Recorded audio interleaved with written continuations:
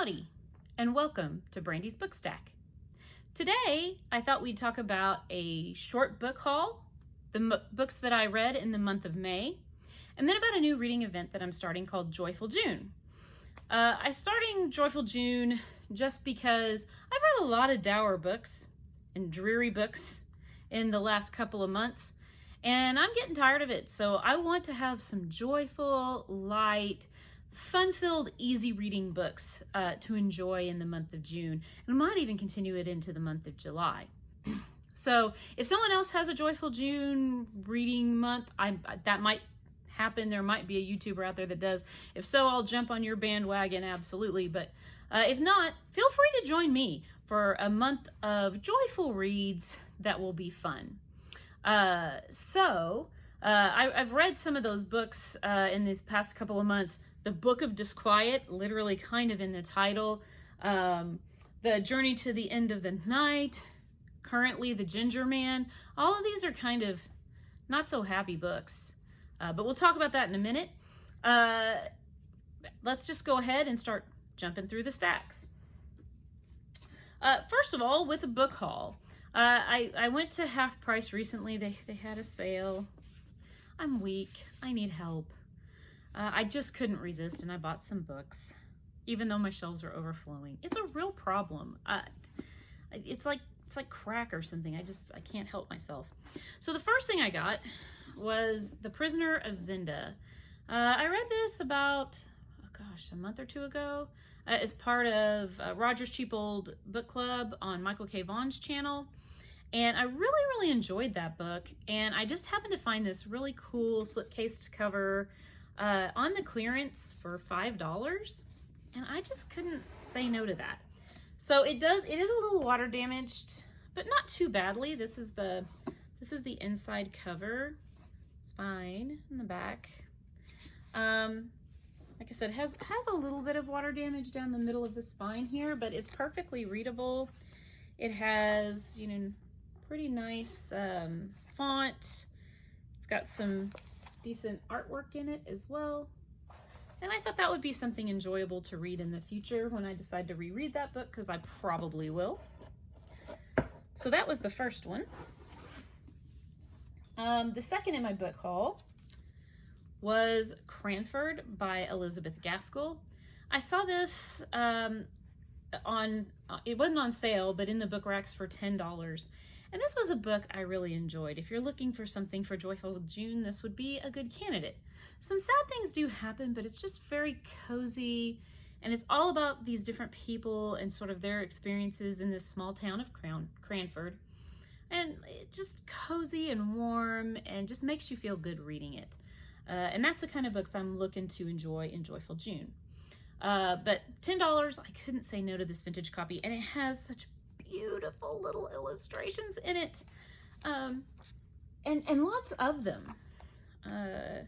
It doesn't take any time to just flip through and find more illustrations. Charming little book that would fit in your pocket. So I couldn't say no to that. This is probably the most expensive purchase I made, and I may regret that, I don't know. And that is this $9 vintage paperback that's The Watcher in the Woods. This was a Disney movie when I was a kid that I have vague recollections of, and I thought it might be fun to reread this. I don't know that I'll read this upcoming anytime soon, but maybe in the Halloween season this might be a good book, because I like spooky stories, but I don't like to be scared. But I love spooky stories. So this will probably be a good candidate for some Halloween reading, which I really enjoy. Also in that vein, Miranda, on her channel, Miranda Mills has recommended this book, and I've liked almost all of Miranda's recommendations. And I found this one on available for $8, and I had never seen it anywhere. I had tried to look up this book and buy it online at one point, and there weren't any secondhand copies. So when I found this nice hardback, and I don't normally go in for hardbacks, but this one's not very big, so it's not going to be hurting my hands, I don't think. So I don't think I'll mind it being in the hardback version, but it's supposed to be about a witch, and I love books about witches. This is another one I may save kind of for the spooky season. And then a book that I do plan to read during Joyful June, if I can get around to it, is this beautiful book. It's called Still Glides the Stream by Flora Thompson. And I have never read anything by this author before, but this was available for $4. And this author was most noted for writing Lark Rise to Candleford, which is a sort of a mainstay of the cottagecore community, if you watch any of those book videos. And it focuses prominently on nature, but it does seem to be a novel. But the illustrations in this, just the whole way this book is illustrated, is just really nice. It's got some sort of illustration, I'm trying to show here, on every page.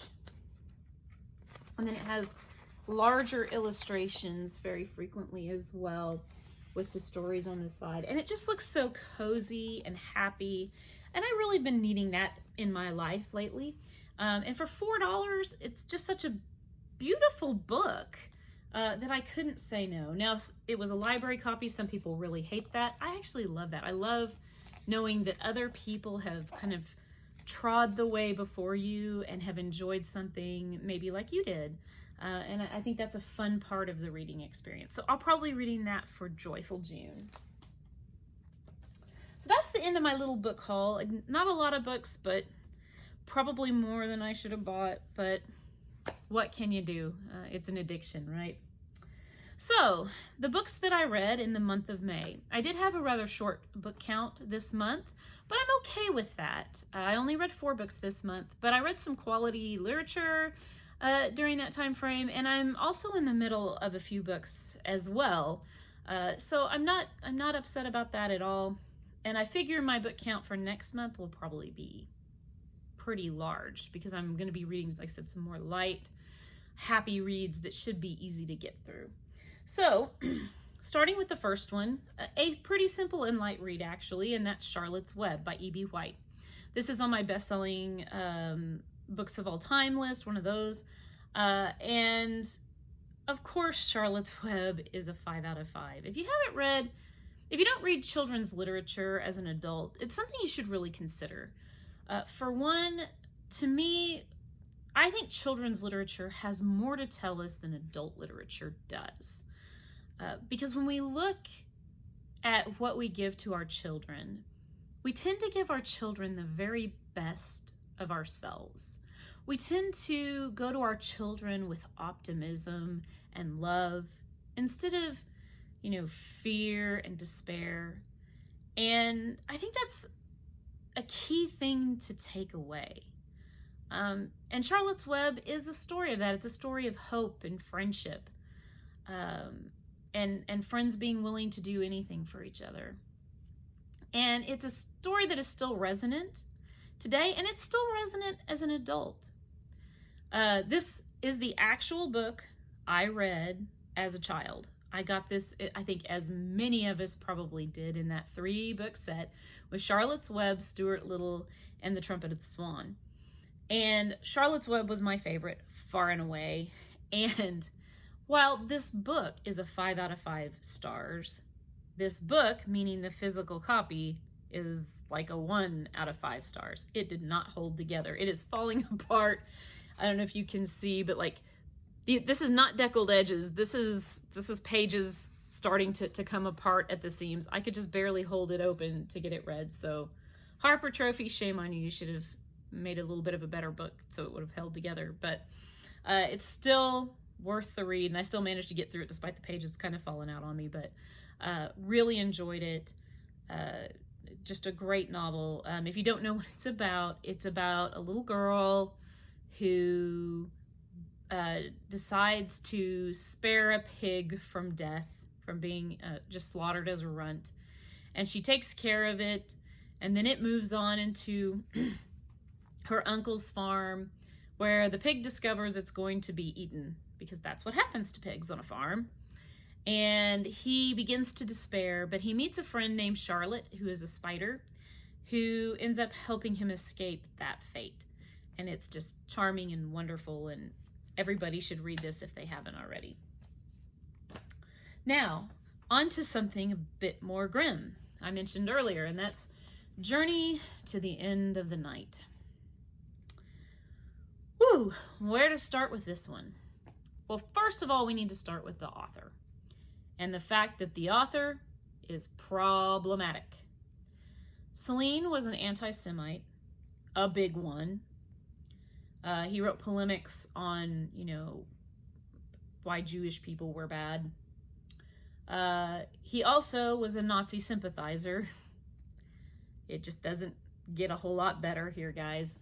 Although some will say that really he was more of a pacifist than he truly was a Nazi sympathizer. Celine lived in Germany shortly as a child as part of his education. His parents sent him there. So part of his sort of disconnect with the war between France and Germany, because Celine was French, part of his disconnect with that was the fact that, he had lived among the German people and liked them, so he had a hard time kind of understanding why France would want to go to war with them. I guess and since he was an anti-Semite, I guess he didn't have a whole problem with the whole, mass genocide thing. To me, that's kind of problematic, guys. But at any rate, he's a very problematic author for certain. This book in and of itself is problematic for many.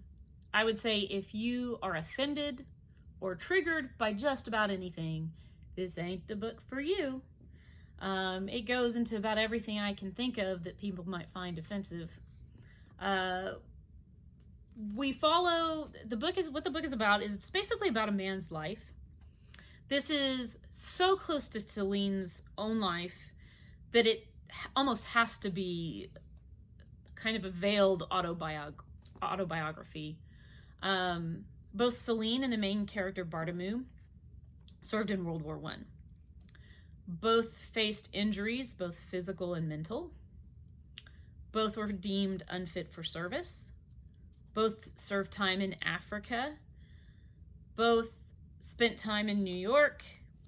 Both spent time in Paris as a doctor serving the poor community.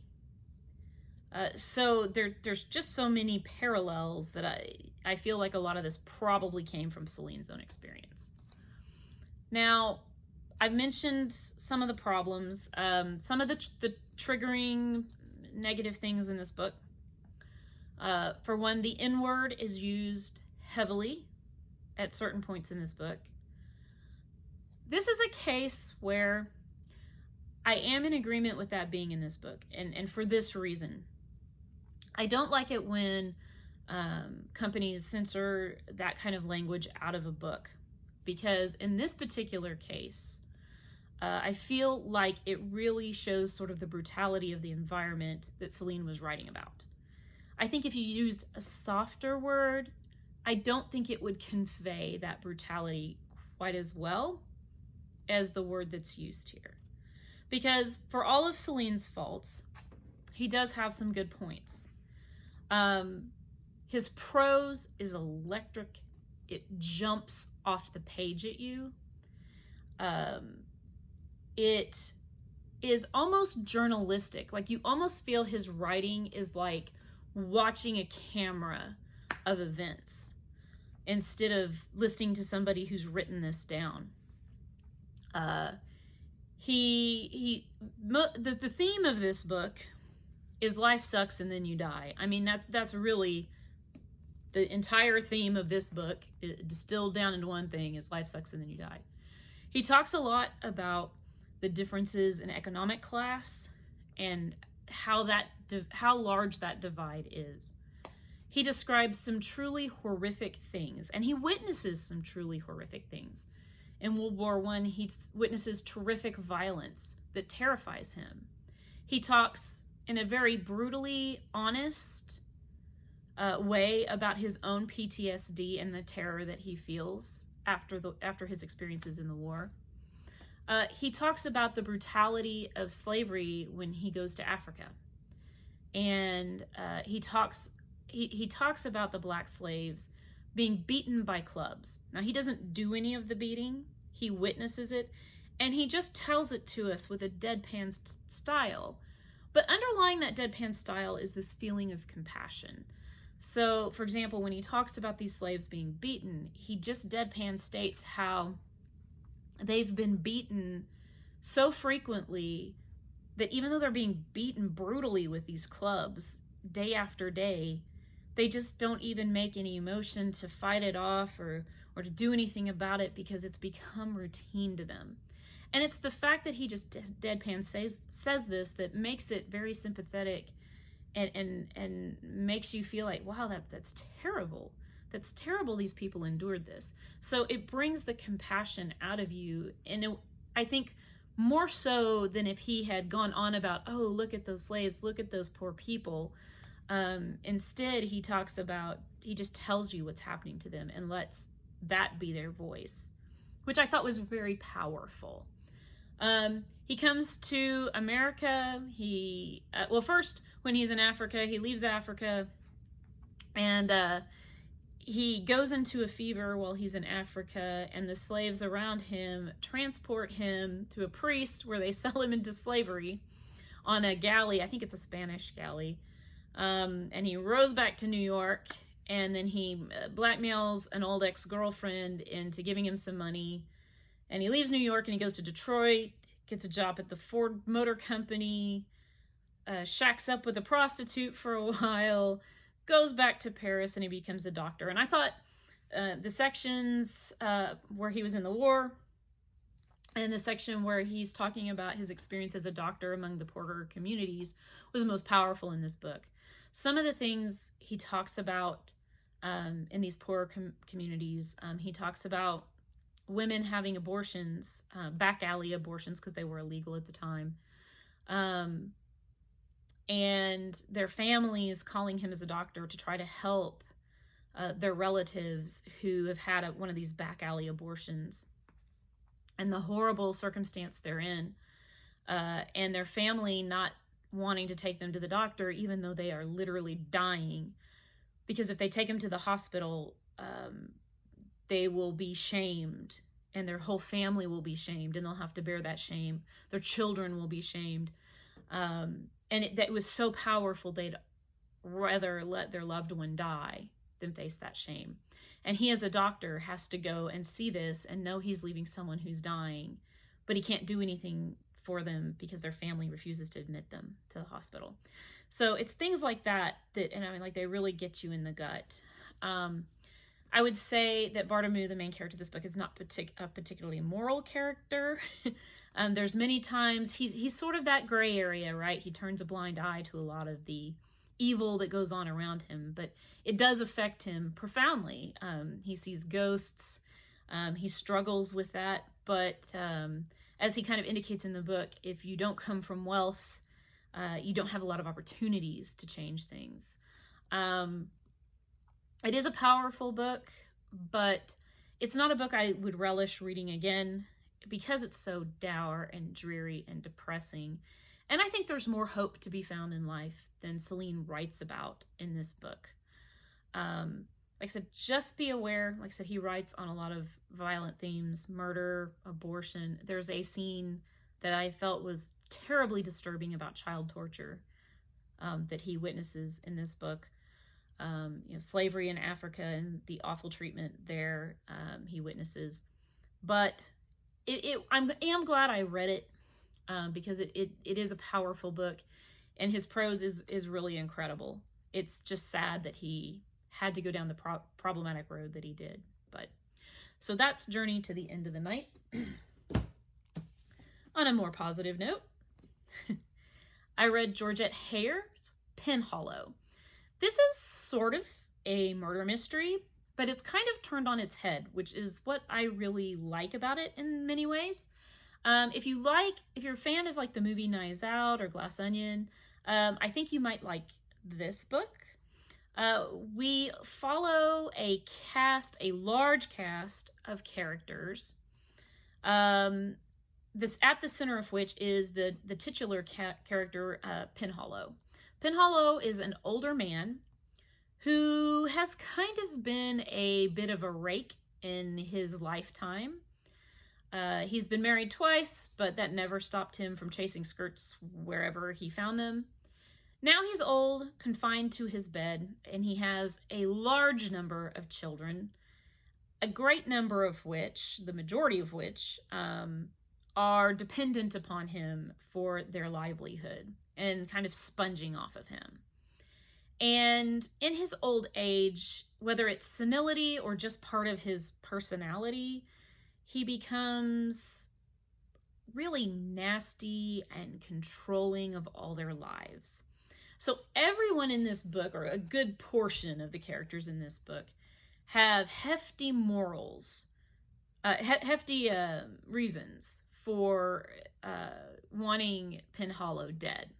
But Penhollow, this is about a 500-page book, 457 pages. And Penhollow didn't die until about 300 pages in. So it's really more, you kind of are trying to guess as you read the book, okay, which one of these people is going to kill this guy? Because they all hate him for really good reasons. And then after they kill him, it's more about, will the killer get caught?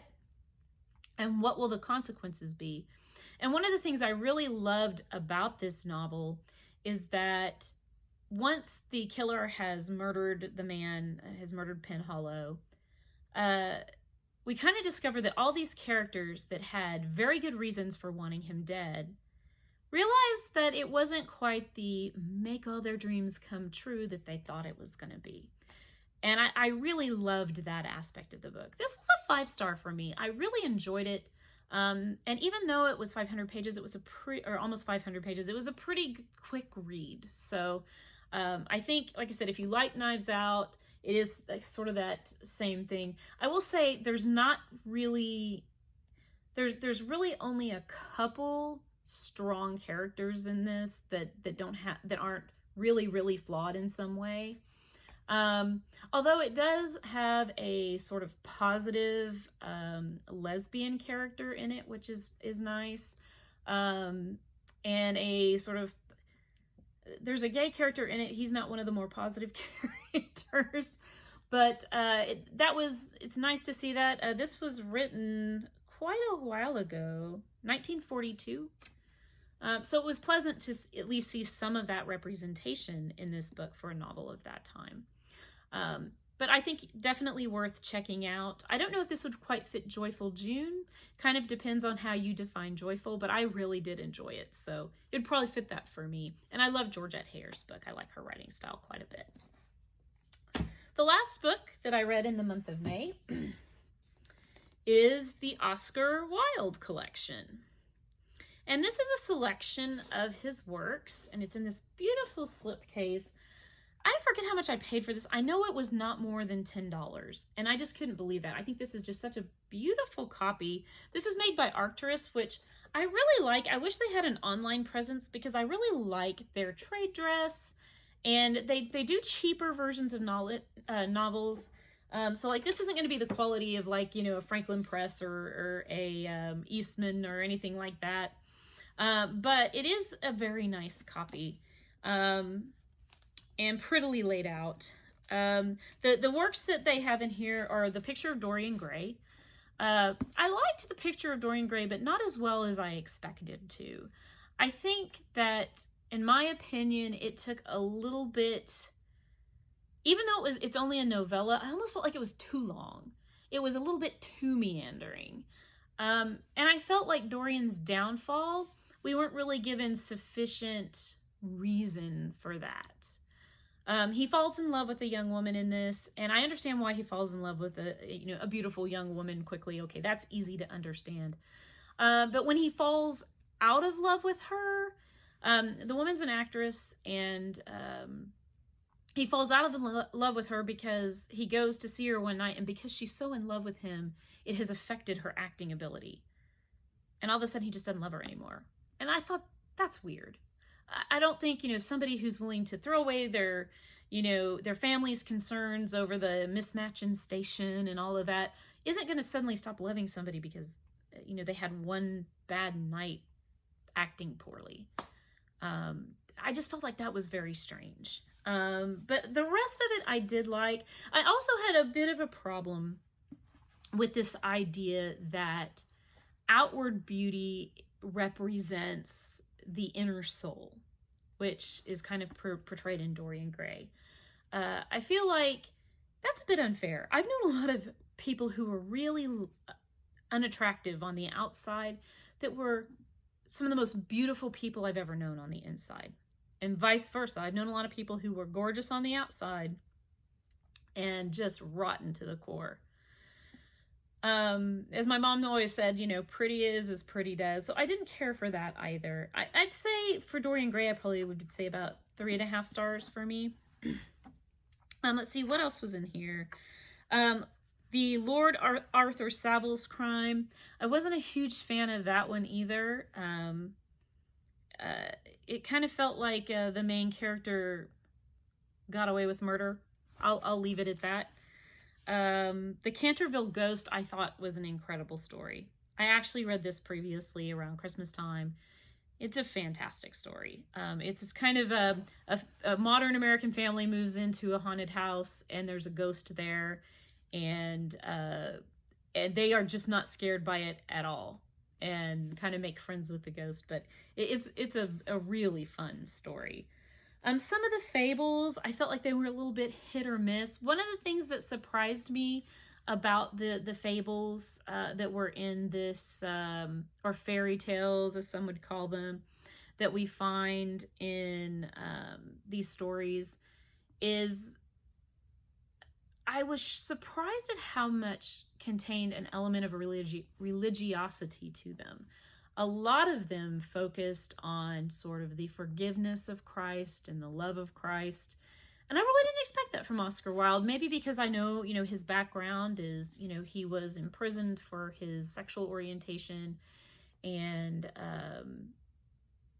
I kind of figure since that comes from a lot of religiosity, and that was an unfair, unconscious bias of mine that, I shouldn't have thought, well, just because he's a homosexual man who was persecuted for that he would also not be a religious person. And so I found that really neat. I actually liked that aspect of the book. This also has a Ballad of Reading Jail, which is what he wrote, I believe it's shortly after he was imprisoned. He may have worked on it, I can't remember. He may have worked on it some while he was in prison as well. This is totally different than the rest of the works in this collection. It's sad, but I really enjoyed it. I don't know if enjoyed's the right word. Appreciated it is maybe a better word. It's sort of about the heartache of prison life, and particularly Wilde was influenced by a fellow prisoner that he knew was executed. And he talks about, how the loneliness of it and just sort of the pain of that experience. And it's very eloquent and well done. I think it's one of his better works in the collection, if not the best work in the collection. But totally different in tone from some of the rest of them. All in all, I'd say I gave this about 3.5 stars. Might I read this again maybe sometime in the future? But I did enjoy it. So that's Oscar Wilde collection. And that was the 4th book and final book I read in May. Now, what do I have on my TBR for June, for our joyful June? Well, the first one I'll get out of the way is my non-joyful book. It's my list book that I'm reading. I always try to be reading one of the books off my lists. And I gotta say, so far, not a fan.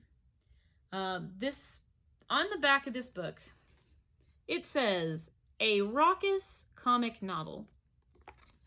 On the front, Miss Dorothy Parker says, lusty, violent, wildly funny. So you can see, I'm not lying there. And this is J.P. Donleavy's The Ginger Man. This is on one of the best-selling lists. And I've got to say, I'm sort of disappointed in our world at large for putting this on the best-selling list. So far, the only reason I can see that this could be on a best-selling list is that it has a lot of sex in it. Not particularly great sex, just a lot of sex. And I don't get the raucously funny, and I'll tell you why.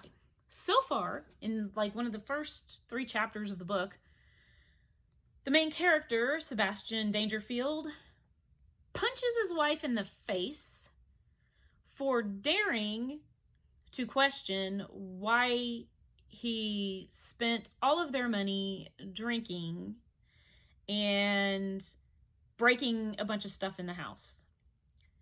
And in the same short scene, tries to suffocate their infant daughter to death because she's crying. Raucously funny? I don't think so. It just seems like a lot of horrendous misogyny. He treats his wife just abysmally. And when she expects very little from him, and he just abuses her, cheats on her. I haven't found anything to redeem this book, and I certainly don't find it funny.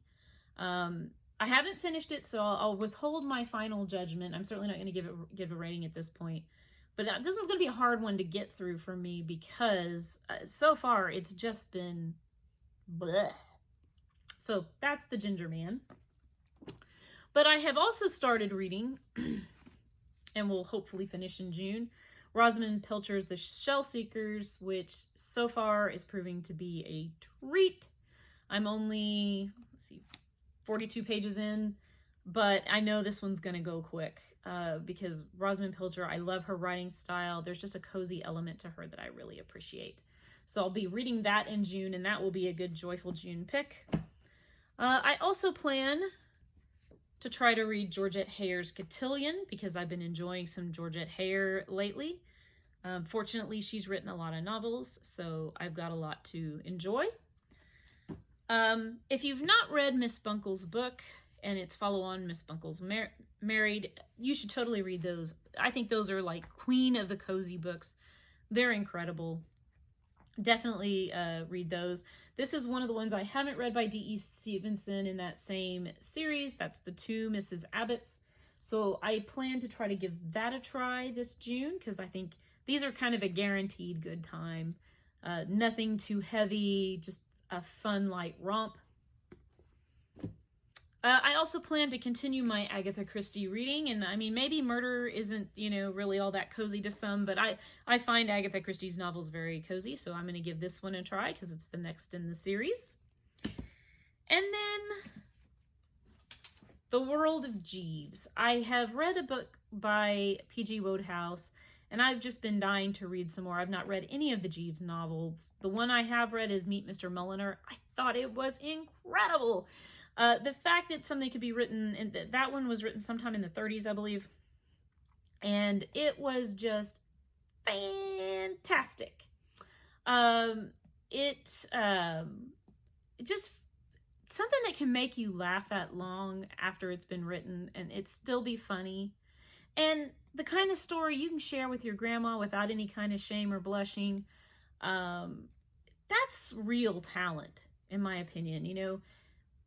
Writing something dour, like, The Book of Disquiet by Pessoa or Journey to the End of the Night by Celine, that takes talent, undoubtedly. But I think there's more talent in getting a laugh out of somebody, particularly over a long period of time. And Wodehouse does that. So I'm really looking forward to reading some of The World of Jeeves. As far as other books, I have a lot of thoughts if you're looking for some joyful reading. If you've never read Anne of Green Gables, that's some great children's literature that's a really happy tone. It has sadness in it as well.